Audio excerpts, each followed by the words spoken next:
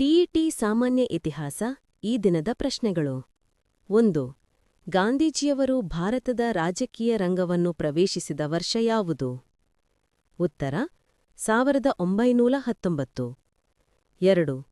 ಭಾರತದ ಪ್ರಥಮ ಸ್ವಾತಂತ್ರ್ಯ ಸಂಗ್ರಾಮ ನಡೆದ ವರ್ಷ ಯಾವುದು? ಉತ್ತರ 1857. 3. ಭಾರತಕ್ಕೆ ಬಂದ ಡಚ್ಚರು ಯಾವ ದೇಶದವರು? ಉತ್ತರ ನೆದರ್ಲ್ಯಾಂಡ್. 4. ಛತ್ರಪತಿ ಶಿವಾಜಿಯು ತನ್ನ ಎಷ್ಟನೇ ವಯಸ್ಸಿನಲ್ಲಿ ತೋರಣ ದುರ್ಗವನ್ನು ವಶಪಡಿಸಿಕೊಂಡನು? ಉತ್ತರ 19ನೇ ವಯಸ್ಸಿನಲ್ಲಿ. 5. 10ನೇಯ ಚಾಮರಾಜ ಒಡೆಯರ್ ಇವರ ಉತ್ತರಾಧಿಕಾರಿಯಾಗಿ ಇದ್ದವರು ಯಾರು? ಉತ್ತರ ನಾಲ್ವಾಡಿ ಕೃಷ್ಣದೇವರಾಜ ಒಡೆಯರು. 6. ಏಕೀಕೃತ ವಿಶಾಲ ಮೈಸೂರು ರಾಜ್ಯದ ಪ್ರಥಮ ಮುಖ್ಯಮಂತ್ರಿಗಳು ಯಾರು? ಉತ್ತರ ಎಸ್ ನಿಜಲಿಂಗಪ್ಪನವರು. 7.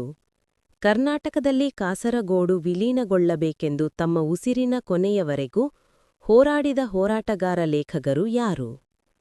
ಉತ್ತರ ಕಯ್ಯಾರ ಕಿಯಣ್ಣ ರೈ. 8. 1923ರಲ್ಲಿ ಹರ್ಡೇಕಾರ್ ಅವರು ಸ್ಥಾಪಿಸಿದ ಸೇವಾದಳದ ಮಹಿಳಾ ಗುಂಪಿನ ನಾಯಕತ್ವವನ್ನು ವಹಿಸಿಕೊಂಡವರು ಯಾರು? ಉತ್ತರ ಉಮಾಬಾಯಿ, ಕುಂದಾಪುರ. 9.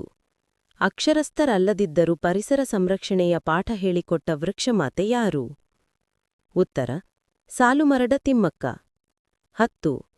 ಶಿಕ್ಷಣ, ಸಂಘಟನೆ ಮತ್ತು ಹೋರಾಟ ಇದು ಯಾರ ಪ್ರಸಿದ್ಧ ಘೋಷವಾಕ್ಯವಾಗಿದೆ? ಉತ್ತರ ಡಾ. ಬಿ.ಆರ್. ಅಂಬೇಡ್ಕರ್.